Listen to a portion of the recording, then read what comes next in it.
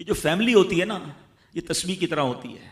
اور ہم نے دیکھا ہے کہ یہ جو ہے نا تسبیح کے اوپر والا حصہ، یہ ماں باپ ہوتے ہیں. جب یہ چلے جاتے ہیں نا تو اپنے بھائی بہنوں کو جس طرح تسبیح کے دانے بکھرتے ہیں نا، اس طرح بکھرتے دیکھا ہے.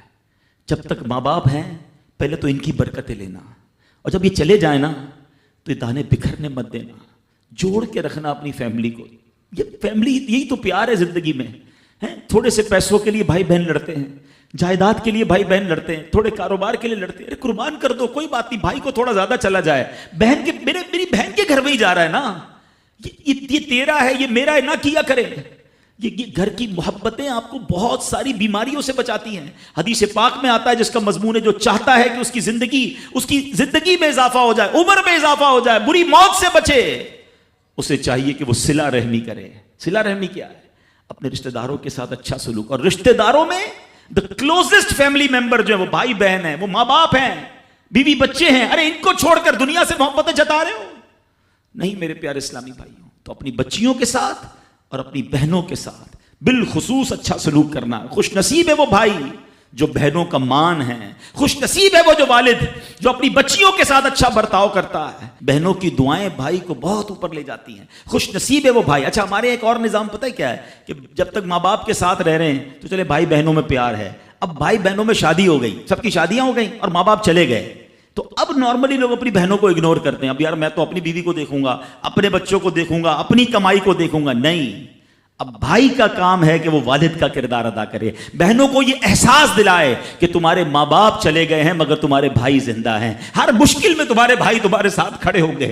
کبھی بہنوں کو یہ ریئلائز مت کرانا کہ وہ اکیلی کہیں کسی پرابلم میں ہو تو وہ اکیلے میں سوچے کہ میرے ماں ہوتی تو میں ماں سے بات کر لیتی، باپ ہوتا تو میں باپ سے کہہ دیتی، بھائی کو کیا کہوں وہ تو سنتا ہی نہیں ہے. ہیں ایسے بھائی آج بھی کہ بہنیں انہیں اپنا دکھ بھی شیئر نہیں کرتی ہیں، بلکہ بھائیوں کو پڑی ہی نہیں ہے بہن کدھر گئی. یہ مت کرنا. اگر تم اپنے ماں باپ کی روح خوش کرنا چاہتے ہو نا تو بھائی بہن جڑ کے رہو، بھائی بہنوں میں پیار رکھو. یہ پیسہ سب کچھ نہیں ہے. ارے جو کچھ میرے پاس ہے اگر میرا بھائی بہنوں پہ خرچ ہو جائے تو اس سے اچھی کیا چیز ہے.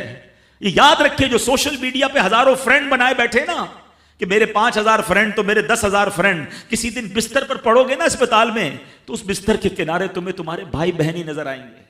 وہ سوشل میڈیا والا تمہارا جو سارے دن چیٹنگ جس کے ساتھ واٹس ایپ پہ لگے ہوئے ہو نا گروپ میں، کوئی نظر نہیں آئے گا. جب تمہارے گھر میں کوئی بچے کا پرابلم ہوگا، آدھی رات کو اگر تمہارے گھر کوئی آ کے تمہیں دلاسا دے گا تو تمہارے بھائی بہن ہوں گے. بہنوں کو حقیر نہ سمجھنا، یہ ان لوگوں کے لیے بھی درس ہے. اسلام جب نہیں آیا تھا نا تو بہنوں کے حقوق نہیں تھے، ان کو کوئی ورثے میں حق نہیں دیتا تھا، بہنوں کی شادیاں نہیں کرواتے تھے. مگر آج بھی کچھ قبائل سنا ہے ایسے ہیں، آج بھی بدبخت کچھ لوگ ایسے ہیں جو بہنوں کے حق دبا لیتے ہیں. ارے بہنیں تو غم گسار ہوتی ہیں، بہنیں تو بھائیوں کا مان ہوتی ہیں. ارے بہنیں ہوتی ہیں تو گھر میں رونق ہوتی ہے. ارے بہنوں کو عزت دیا کرو، بہنوں کو پیار دیا کرو. اللہ کے حبیب فرماتے ہیں ایسا بھی ہوا کہ کچھ لوگوں کی ماں باپ جلدی چلے گئے، اب بھائی پر بہنوں کا بوجھ ہے. ایک صحابی کے بارے میں آتا ہے ان کی 6 یا 7 بہنیں تھیں اور سبحان اللہ وہ اپنی بہنوں کو انہوں نے پالا، اپنی بہنوں کو باپ بن کر پالا، ان کے بالوں میں کنگھی بھی کرتے تھے. اور جب بہنوں کی شادیاں ہو گئیں، بہنیں بڑی ہو گئیں، اپنی شادی تاخیر سے کی اور شادی بھی کسی بیوہ سے کی.